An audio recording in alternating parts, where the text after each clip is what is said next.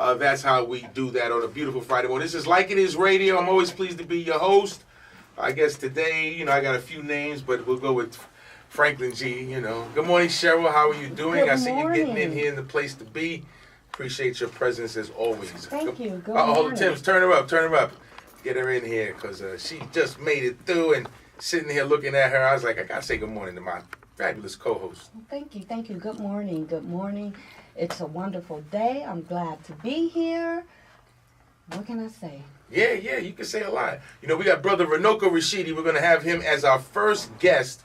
Again, he started the Kemet in the Desert series, if you will, 5 years ago. 5 years ago. Man, now we've expanded it to Black Weekend. And when I was dialoguing with him, he said, why on Thursday? I came out last time, I had a beautiful weekend. I said, well, I've expanded the vision that had been provided. And, we're melanating our way through it. So we've expanded from the one day where he started with us 5 years ago at the library. And now we will bring him back as we're into our 5th year for the Kemet in the Desert, the annual Kemet in the Desert series, the last weekend of February at the West Las Vegas Library Theater. We'll have Dr. Runoko Rashidi speaking Thursday. That's the 22nd of February. I'm banging myself in the head here with my little finger.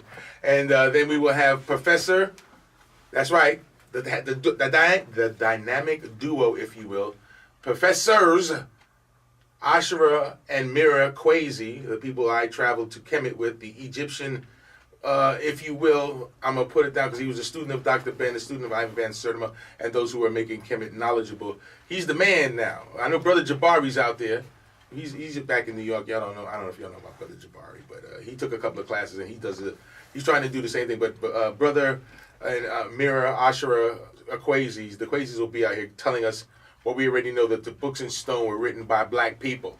And you were able to see it you too. for yourself. You too. Well, yes, but I'm saying with you being, with you taking the tour, that's the to actually be able to see it and can you touch it? Or some of the stuff, because what happens is many of the artifacts that we now know, like they'll show you where King Tut's burial site is, and they'll show you pictures of all the stuff. The invaders, or those people who came and took stuff that are in the museums in Europe and Russia, and even in other places here in America. They took everything they could that was within arm's reach, that was in height's reach. But the images and the sculptures and some of the things at the higher levels, because the things are huge. They're huge. And at one of the columns, the pillars that, to tell you how big it is, it took 29 of us holding hands to hand to go around the pillar, if you will. Put your arms out, and we just imagine trying to hug it. And it was 29 of us that went around it. Yes, but Professor Kwesi will be here. And then, as you know, we're celebrating our own icon right here in the community in the form of Mr. Antonio Fargas. And sorry about that. Mr. Antonio Fargas will be the culminating celebration of our 5th year annual Kemet in the Desert series. And it's hold on a second, Charles, I got to give him the number. And he actually has done so much in this community with the West Las Vegas Art Center. I mean, the things that he does with the children over there, putting on productions, taking them from, how to set the stage, sound, choreography, costume design, just everything. Right. So we definitely have to take our hats off to him because he has done some major things in this community at that icon. West Las Vegas Art Center. And he's been featured in over 129 film and movie credits. Yes. 129. So we know Antonio Fargas in this community, and we will be dialoguing with him. But as you know, there's some things going on in our community we'll talk about real quick because there's a suspicion that the Democratic Party isn't really paying attention to this community. There's a lot of stuff going on with, if you will, District 4 representative at the federal level of Congress, in as much as the helter-skelter that's going on our national scene, where we're losing senators and people of a certain amount of appropriate means, from Harvey on all the way down, and we just lost Harold Ford. He was a doc. I can't even believe the brother went out like that, but he's got a record like that. So it appears here we have the same kind of mystifying solutions or disillusions with the Democratic Party, who we are now finding out is having a hoopla with that particular congressman. And the congressman has been accused of something, and he says that Nancy Pelosi, this is his statement, and you can go to Like It Is Radio on Facebook and see all the comments, because we got a nice thread there. Our esteemed, or if you will, lack of esteemed congressman has said that Pelosi and the Democrats knew last year about his allegations or these allegations against him. Something that Miss Pelosi and the top brass have denied. So right there, we got a lie somewhere, because if he says they knew and they went in, that means they bamboozled the black neighborhood, which is mostly District 4. All of y'all who represent that neighborhood, District 4, Federal District 4 congressional seat, they said that Mr. K had a charge against him, and he says the people in play knew. That means there were local Democrats who knew. So that means that the people who we now have running the Democratic Party, we're going to get to our guests. I'm just making this known because I don't want to say I sidestepped the elephant in the room after our show on Wednesday. Yeah, there's lying amidst in our Democrats. Either they knew about it last year when they were running this cat in front of us, and they played ball. Hopefully they would get the seat. You know what I'm saying? So they didn't care about our community by telling us the information we needed to know going into this election season, that this individual they had purported and reported to us was above reproach. You know how they try to make them all, I'm higher than or equal to God. I didn't make any mistakes. Well, District 4 Representative and Nancy Pelosi and the other Democrats that are here apparently knew about Mr. K's allegations and did nothing to inform the community prior to this election. Where are those Democratic leaders? I'm talking about now our new Democratic president, and I'm going to get to our guest on this last thing. Mr. McCurdy, aren't you the leading Democrat for this state in terms of what things are happening? You know how we do it up in here. We call it out. So where are these leading Democrats? We also have people who say they represent the Democratic Party and they're making inroads in the community. How did y'all know? Who? This is the old Nixon question. Who knew what and when? Apparently Mr. K's allegations were founded and noted in the height of the election, and they didn't tell us. So what's up with the Democrats? Should we be loyal to them this coming election season, especially here in Nevada? Because I understand they tried to ouster some other elected officials of melanated nature just in the recent days. But we're going to get to that on the breakdown on Wednesday. I have my guest on the phone in the form of Ms. Dr. Runoko Rashidi, our leading and founding, if you will, person who started our annual Kemet in the Desert series 4 years ago. He's a historian, he's a world traveler, he's an author, and I like to say he's a friend and definitely a mentor, because what he's been able to do through his scholastic, and I use that word just because it's school-like, what his world travels, he takes us to places and shows us that melanin was there and melanin is there. If there's melanin in anywhere, and you can come into your country, your continent, we're going to hear about it through Dr. Runoko Rashidi. Again, thank you so much for taking the time to talk to us. We're looking forward to having you back here in February to celebrate our 5th annual Kemet in the Desert series, something you kicked off, and I do appreciate the time you extend to us. And I know you just got back from some places. We're going to dialogue about melanin all over the world. And again, thank you so much for coming in, Doc. How are you doing, sir? I'm good, actually. I was enjoying your discussion about the Democratic Party. Oh. It's bad enough even having to interrupt that. Oh, no. We're going to get back to that. But we'd rather hear about your world travels, because the stuff that goes on here is, this is really, and I'm writing an article I'm going to do, this is Las Vegas, Alabama. There's really little or no difference, because they want to get that pervert in, and they're willing to sacrifice the community and the vote. And the Democratic leadership out here is doing the same thing to the black community by placing a congressman they knew had charges in the game and not wanting to correct it, and not calling for his ouster. But it's early in the game. But right now, I said that Pelosi knew. And Pelosi said, I didn't know. So somebody telling a lie. But we're going to get into the natural facts of melanin, because that's not a lie. So where have you last traveled to, sir, and how many countries are under your belt currently? I know you're way over 100. Well, in terms of countries, I'm at 120. But in regards to recent travel, they've been domestic, and that is research and Midwest lecture tour to Omaha, Chicago, and Cincinnati. And the lecture in Chicago went so well. I just hope we can duplicate that in Vegas in February. Lots of children, lots of families, excellent visuals, if I do say so myself, timely. Here's the key question, I think, that people want answered in terms of why history is important, why Black History Month is important, why knowledge of self is important, and that is the presentation that I did Saturday in Chicago, and I'm going to try to do something similar to this, and Vegas, was called Black History Before Slavery. Hmm. Now, that's very, very profound because a lot of us think our history started with slavery. That's one. But number two, the question is, why are we talking about something that happened a long time ago? And the answer is, you cannot liberate a people who do not like themselves. And if you don't like your history, in other words, if you hate the roots of a tree, you are bound to hate the fruits of the tree. So we want to be very basic and very fundamental in terms of our approach. Also, I think we all agree, I would like to think that we all agree, that we need unity. We hear that all the time. Black people need to unite. The black community needs to be unified. I agree with that. What can be the basis of that unity besides our phenotype? And that is love of self. I think all people want to feel proud of themselves, no matter what your political leaning, no matter your gender, no matter your age, no matter your profession. I think that all people want to have a sense of pride in themselves, a sense that I come from a people who did something significant in the world, that I have a right to lift my head high and poke my chest out because we come from somebody, and therefore the self-esteem that goes with that. So I just wanted to kind of throw that out there in terms of fundamentals before we get into specifics. This is what I've been doing. This is what I've been doing for a long time. This is what I continue to do. This is what I hope to bring to Vegas, and this is why history is important, and I hope it addresses your question. Definitely, definitely. And as you know, you travel and you talk about unity.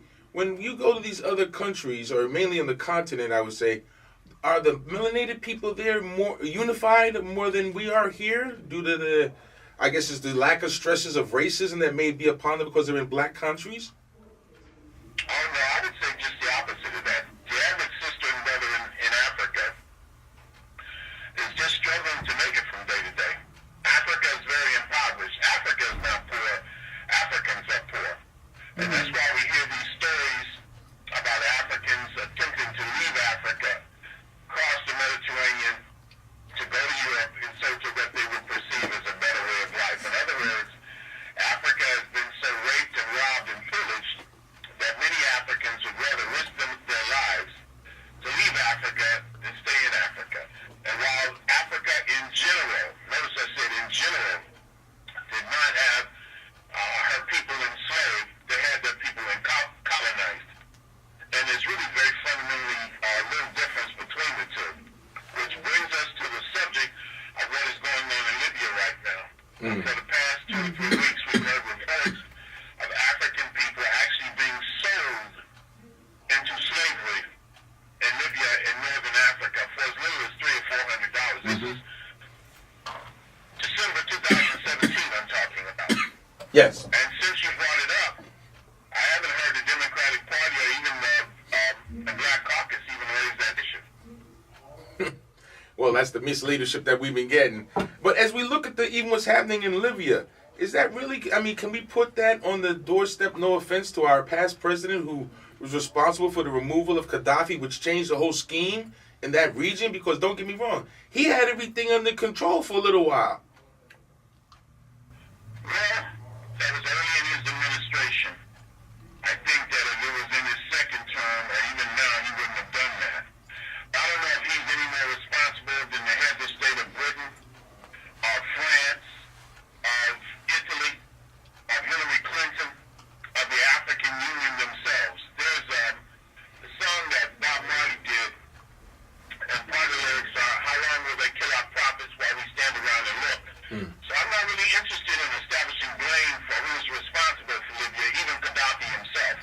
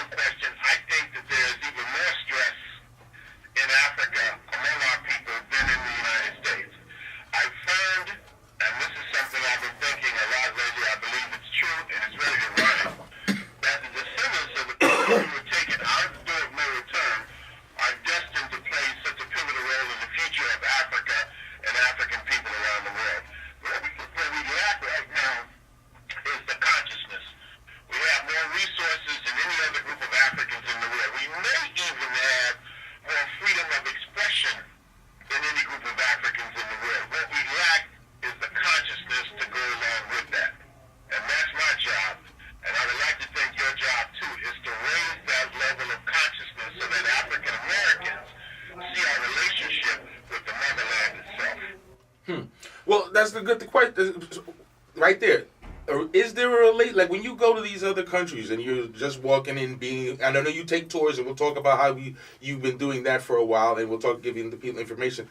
But when you go to other countries, are they receptive to African Americans? Are they understanding of our plight, or do they envision us just as Americans? I think there's both, but for the most part, they see their kids in kin. Now, a lot of it has to do with how we act. There are some of us who think that since we come from such a powerful country, that we are somehow superior to people who live in poor countries.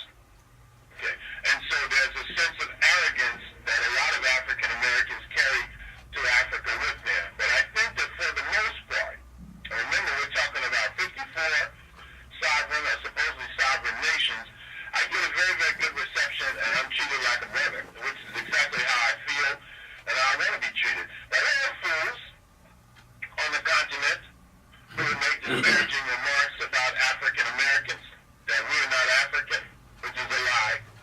But I bet for every African on the continent who will say I'm not an African, I can find 10,000 African Americans who will say I ain't no African. And you say that with pride as though being African is the worst thing in the world. This is the conditioning that we have undergone. And we might ask the question, at what point was it when we were taken from Africa, do we cease to be African? Do we start to become something else? Whether was it with the Emancipation Proclamation? I mean, who decides our identity? So you can say melanated, you can say black, you can say African American. I see myself as an African in America. I am a black man in America whose lineage is to Africa. My past is connected to Africa, my future is connected to Africa, and I dare say my present is connected to Africa. Africa needs us, and we need Africa, whether we know it or not, whether we acknowledge it or not. And on that I stand. Yes, you do, proudly. We're talking with Dr. Runoko Rashidi. Sheryl wants to get in here. She just got a question. Go ahead, Sheryl.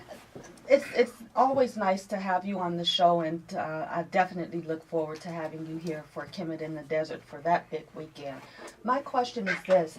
I have several friends that are from Africa, born and raised, and have only been in the States for a few years, and we've had this discussion about do Africans that were born in Africa, do they feel differently about us that are African Americans? And the conversation that we've had was such as most of them feel like we are descendants of Africa, but we don't have the culture and the traditions steeped in us as they do. So yes, they do. Definitely. And a South African is not going to have the same culture as the person born in Ethiopia. Definitely. There are definitely differences. Right. And even in the languages, there's differences. Of course there are. And we should expect that. Mm-hmm. A person in Denmark is not going to speak the same language as an Italian. Right. And a French person is not going to speak the same language as a Russian. Mm-hmm. They're going to have different cultures. They're going to have different traditions. And yet they're trying very hard to establish a European Union.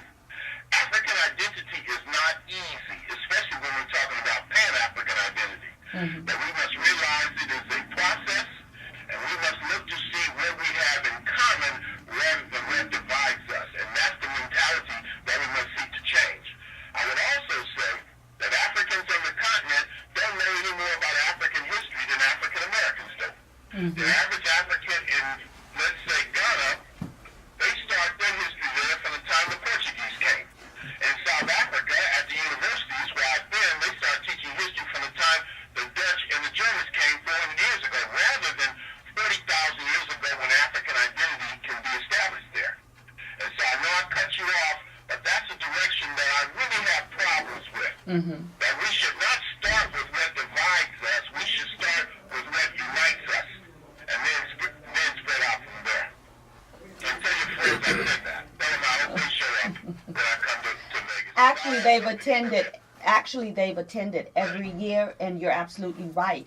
It's things that they've learned at this Kemet in the Desert event that we have every year, that even though they're born and raised in Africa, that they did not know. that they didn't know. So, you know, it is what it is. You're not an African because you're born in Africa. You are an African because Africa is born in you. The greatest leader we've had in the Western Hemisphere who never set foot on African soil because of the conditions at the time was Marcus Garvey, who was not an African American, he was from Jamaica. And as you know, he formed the organization around 1916 called the Universal Negro Improvement Association and African Communities League. And the motto was Africa for the Africans, those at home and those abroad. Still a worthy motto. He organized 6 to 12 million people, including black people in Australia. Once Garvey was asked, are you an African or are you a Jamaican, since you always talk about Africa, born in Jamaica, he said, I will not give up a continent for an island. So Garvey saw the big picture. And a lot of us are not able to see the big picture. There's an African proverb that goes, I pointed out the stars in the heavens to you, but all you saw were the tips of my fingers. What we're trying to do is encourage people to see the bigger picture. That's beyond tribe, that's beyond community, that's beyond micro-nationality, but the big picture. And that is ultimately the way to empowerment for African people. Of that, I have no doubt. And one of the beautiful things, we're going to ask you to give you your website. So you go all over the world and you find melanated people and you take their pictures. And one of the things you talk about, your unifiers, is the beauty of the original queen, the black woman. You have some shots on your website of the most beautiful black women. Why doesn't that bind us? I mean, in as much as we know we have leadership, we have black women, but on the continent, are those pictures, because I mean, recognized women are more, I believe, a little bit more free here in terms of the political and the things they can do and the way they dress. Are women treated the same, or are they revered the way we see them in those images that you give us of their natural beauty in other countries? Are they respected? My brother, I think that what we have to just internalize and realize is that we have many of the same problems all over the world. And so one of the big issues in Africa, we're talking 12 million square miles, is skin bleaching. People say, I don't want to look white, I just want to look nice. In Africa, in general, like let's say, for example, we can take a country like Cameroon. A lot of us are now beginning to trace our lineage to Cameroon because of DNA analysis. When I went to Cameroon, I found more women with wigs and weaves on there than they have in the United States. So the issues are not fundamentally different. I think that's one of the first things we need to come to grips with. Yes. We have the same psychological damage in Africa that we have here. And it really doesn't matter fundamentally if the country was colonized by the French, the British, the Germans, the Portuguese, or who they are. And this is another reason I think it's very, very important to take a Pan-African approach, a global approach, that it's not just us in Vegas or LA or the United States, it's black people all over the world with the same common issues. And since you brought him up obliquely, a lot of people felt that when Barack Obama was elected, and I love Barack Obama, I love the whole Obama family. That is just me. In fact, I think I like Michelle more than Barack. If I had met her before Barack, I might have been the president of the United States. Hey, you ain't lying. And understand that we have the same fundamental issues all over the world. And when Obama was elected president, many people saw him not just the president of the United States, but the president of the entire black world. So I want us to emphasize again and again and again to take the big picture, to see the big issue, and also understand that the issues that we confront didn't start yesterday. We have had hundreds of years of conditioning, and it's going to take generations to rid ourselves of the pollution that we have been contaminated with. And it's just, you can't help it, it's just the way it is. How do we do that? Is there a place that, if you've tried, and I'll also ask you, but I asked you, how do we do that? And if you'll tell us the last couple, because I know you went to Cuba, now that the border's been open, and 40, whatever that guy's name is, it looks like he's going to close it down. But even in a place like that, where they've been unto themselves and they've been able to survive, how do we get that energy you just described to get blackness to be unified? Is that? I think that what we have to do is raise the level of consciousness, and that's what we're doing. That's what you're doing with your radio show. That's what you're doing with the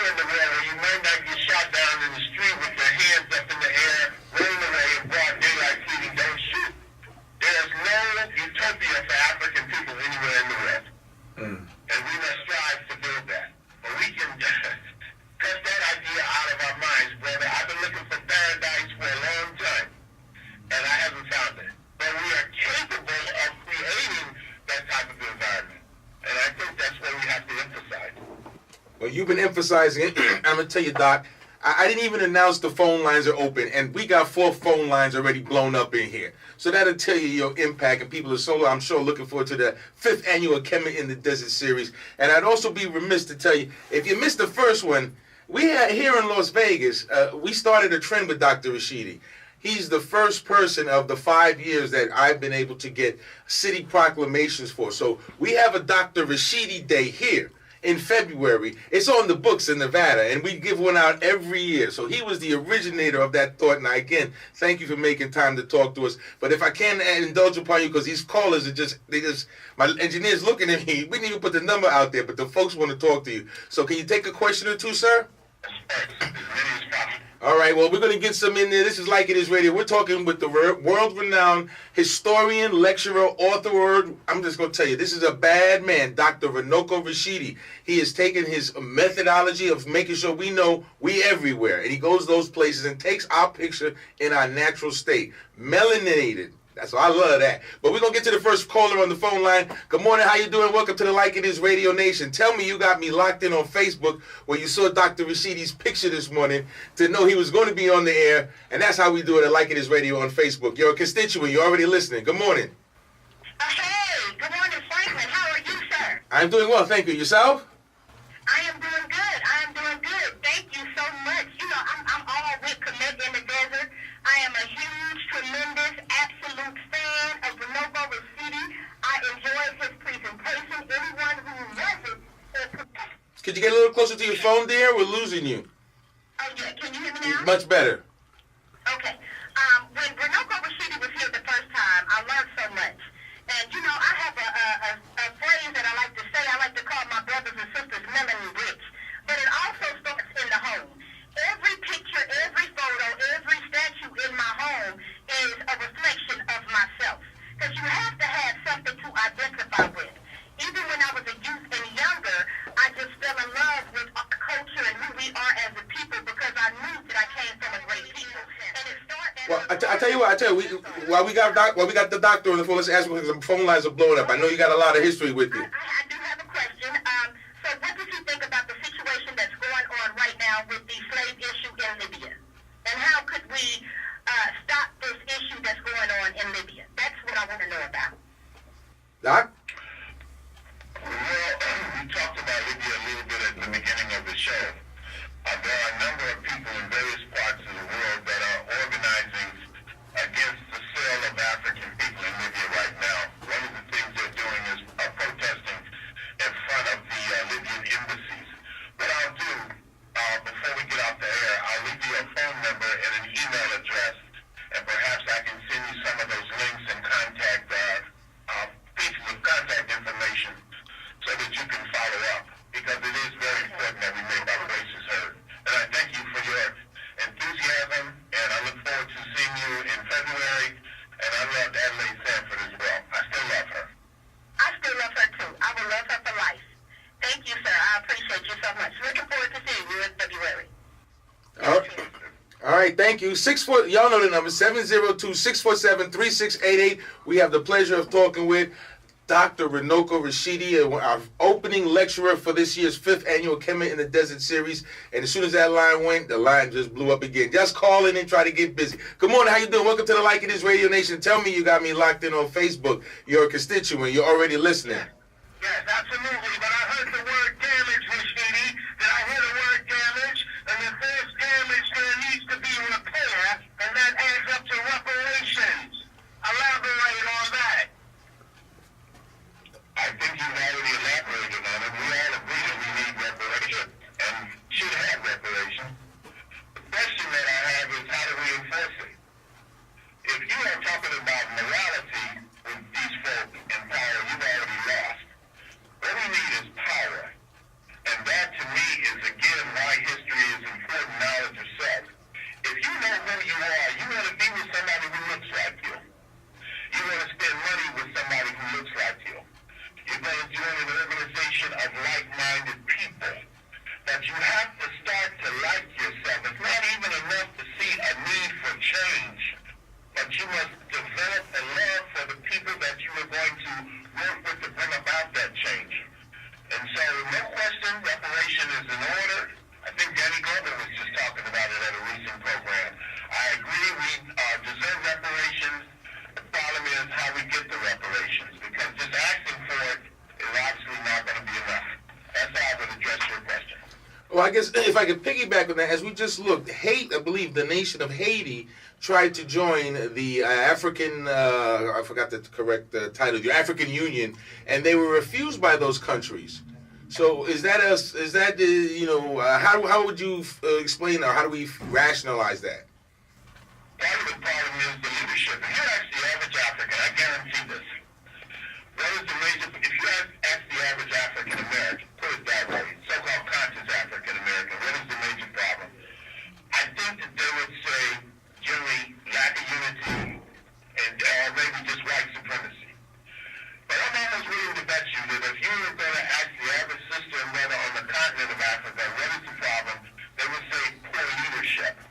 Leadership that is not accountable to our people. And most of the so-called African heads of state are just a bunch of gangsters and pimps, and people who have no more business being in power than a lot of the people that we see here. They're put in power and they're kept in power, and they seem to, in general, want to remain in power as though they are kings for life. So the leadership of Africa, I do not think speaks for the masses of African people, and you might even say that about the leadership, or what we call leadership, even in the United States. And that's the problem with this issue of Haiti joining the AU.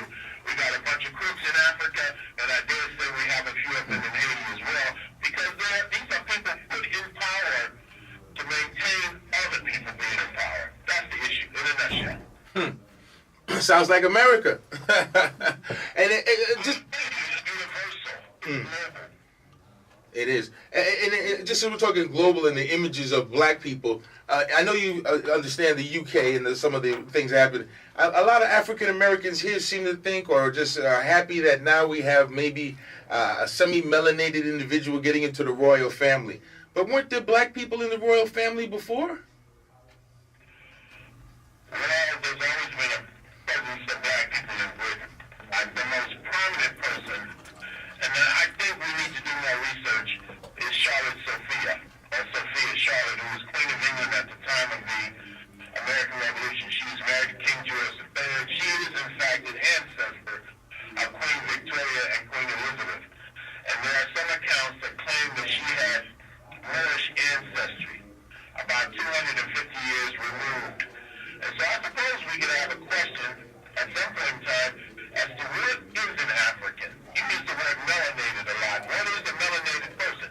If we all come from Africa, there's no question that there's only one race, and that's the human race, which has African roots. You could literally make an argument that anybody can be an African. You could argue that we are all members of the human race, and that there's only one race, and they come from Africa, or are traced in lineage to Africa. So a lot of it is a matter of a working definition. I think the problem is we have been taught that Africa is the worst place that ever was. And so the idea of identifying with Africa is abhorrent to many people, including many African Americans. I know this because I used to be that way. Up until the time I was in my mid-teens, I thought of myself as a Native American because my mother's mother was Cherokee. And that was far better to me than being black. The idea of being African was unthinkable to me. So I know how people think, and I know how we feel, and I know how we are taught to see ourselves. And it was only gradually, after a lot of travel and research, that I began to take pride in my African heritage. Now, if you say I'm not an African, we have a problem.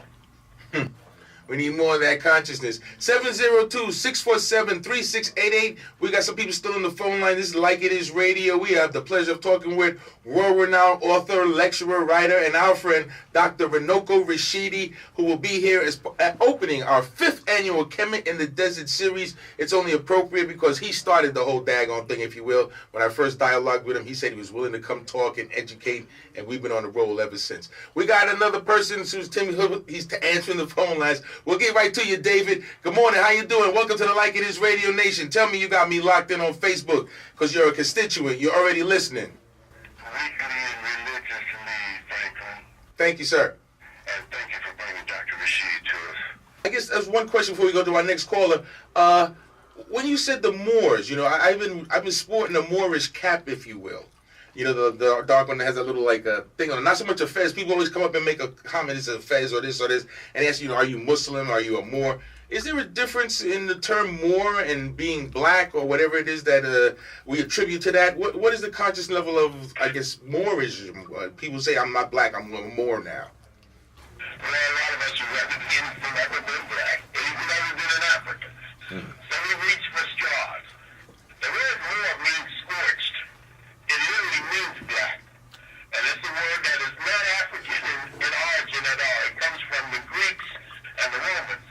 And they applied the term Moor or Mari or Morris to the black people in Northwest Africa. So to call yourself a Moor is the same as saying you're black. Use the word melanin a lot. The word melanin comes from melas or melanos, and that's also Greek. It literally means black.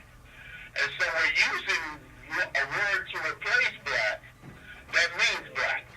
Because in most cases, we haven't examined the roots of the language that we're using. So I'm very comfortable calling myself black. I'm very comfortable calling myself an African. It works for me. If you want to call yourself a Moor, or if you want to call yourself melanated, it's fine because it literally means the same thing.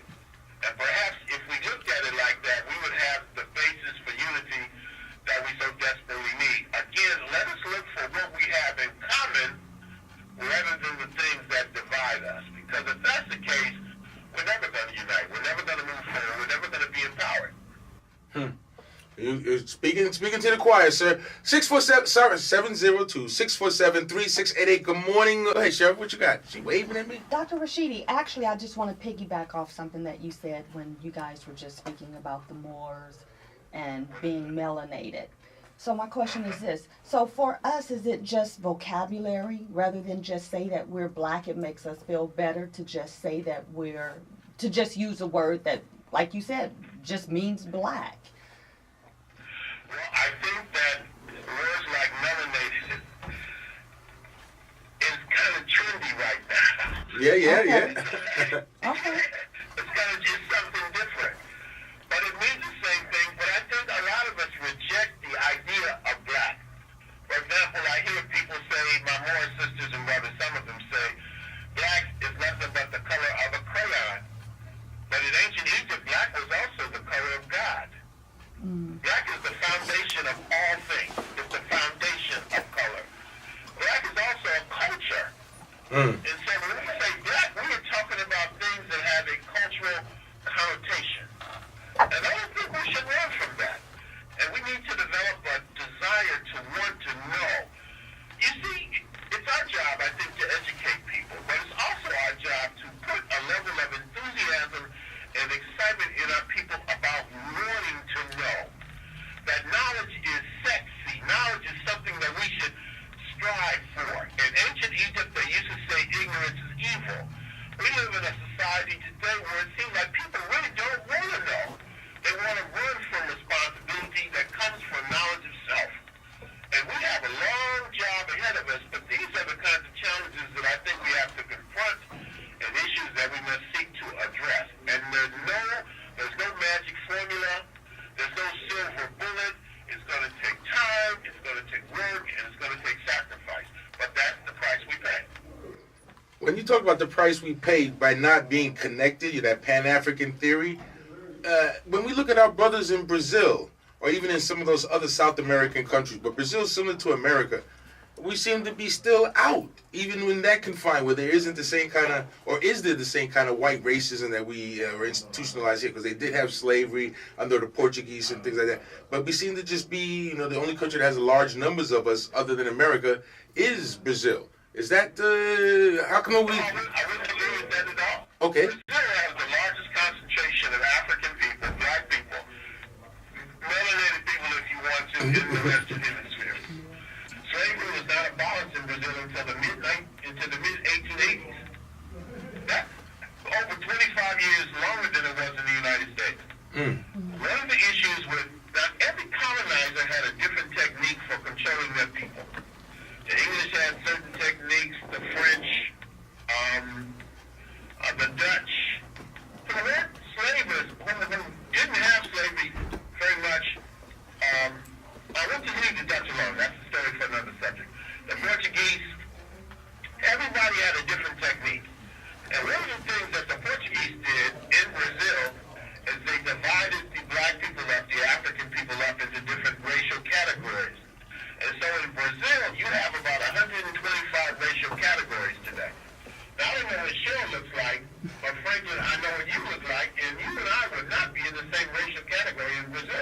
You see?